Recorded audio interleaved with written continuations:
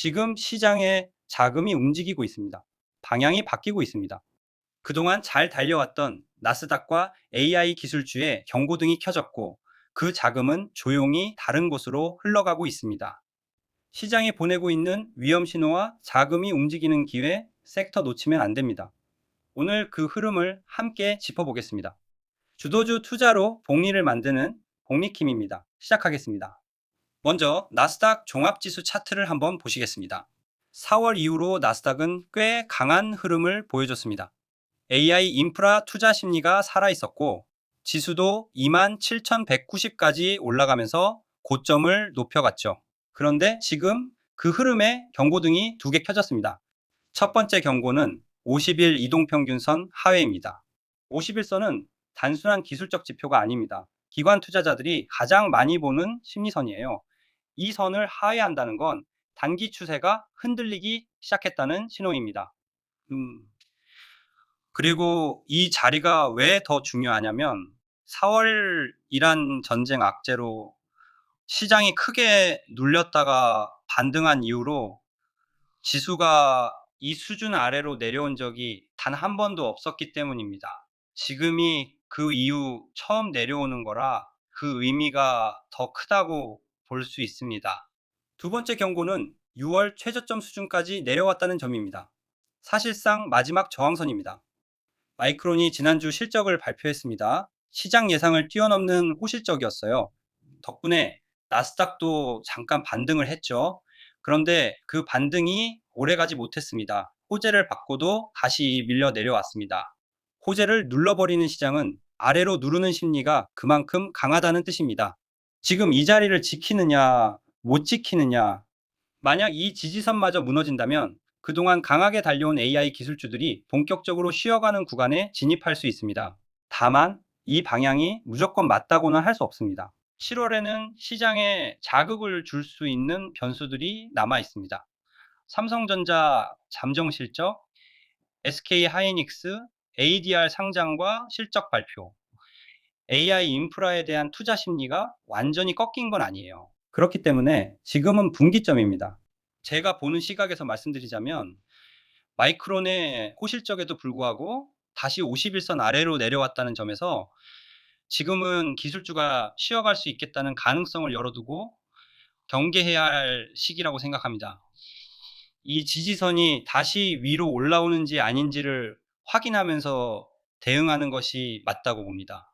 만약 6월 최저점 수준마저 무너진다면 장기 투자로 보시는 분들은 기술주를 아예 떠나기보다는 오히려 충분히 빠지는 걸 기다리면서 분할 매수 전략이 유효하겠습니다. 저와 같은 추세 추종자라면 기술주는 충분히 회복한 뒤 다시 진입하는 게 맞다고 봅니다. 그리고 동시에 기술주에서 빠져나온 자금이 어디로 흘러가는지 그쪽에서 올라오는 종목들에도 관심을 가져야 할 때입니다.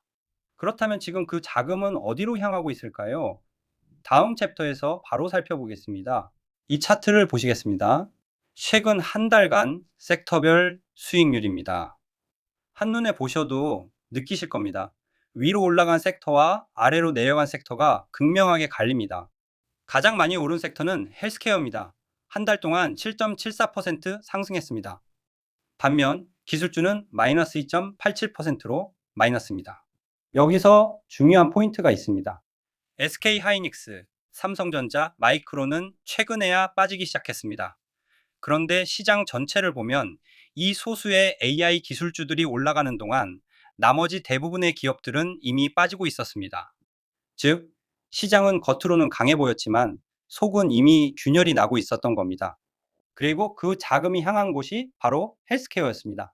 헬스케어 섹터를 대표하는 ETF 두 개를 보시겠습니다. 먼저 엑셀브입니다. 헬스케어 전반을 담은 대표 ETF인데요.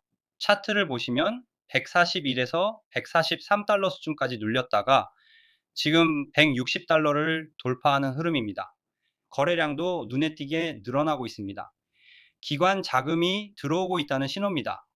다음은 ARKG입니다. 유전체 혁명 ETF로 바이오 혁신 기업들을 담고 있는 ETF입니다.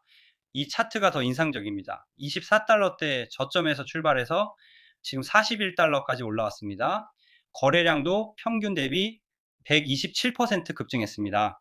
두 ETF 모두 공통점이 있습니다. 나스닥이 흔들리는 동안 오히려 거래량을 동반한 상승이 나왔다는 겁니다. 이건 단순한 반등이 아닙니다.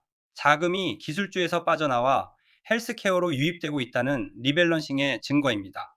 그리고 이 자금 흐름은 ETF에서만 보이는 게 아닙니다. 개별 종목에서도 그대로 나타나고 있습니다. 헬스케어를 대표하는 종목들을 보시겠습니다. 첫 번째, 일라이 릴리입니다.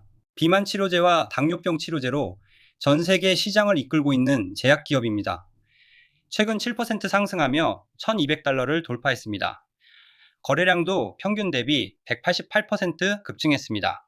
52주 신고가를 강하게 뚫어주는 모습입니다. 두 번째, 유나이티드 헬스입니다. 미국 최대 민간 의료보험 기업입니다. 255달러 저점에서 출발해서 지금 427달러까지 올라왔습니다. 최근 34일 만에 15% 상승하며 신고가를 돌파하는 흐름입니다. 세 번째, 존슨앤존슨입니다.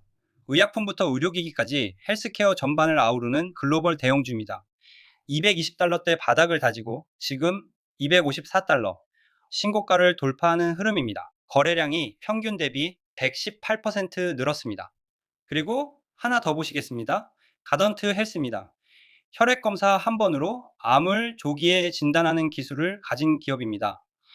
최근 25일 만에 24% 급등했고 거래량은 평균 대비 446% 폭증했습니다. 시장 전체에서 상위 4% 안에 드는 강한 상승 강도를 보여주고 있습니다. 이 종목들의 공통점이 있습니다. 기술주가 달려가는 동안 오랫동안 가지 못했던 종목들입니다. 그런데 지금 하나씩 신고가를 돌파하고 있습니다.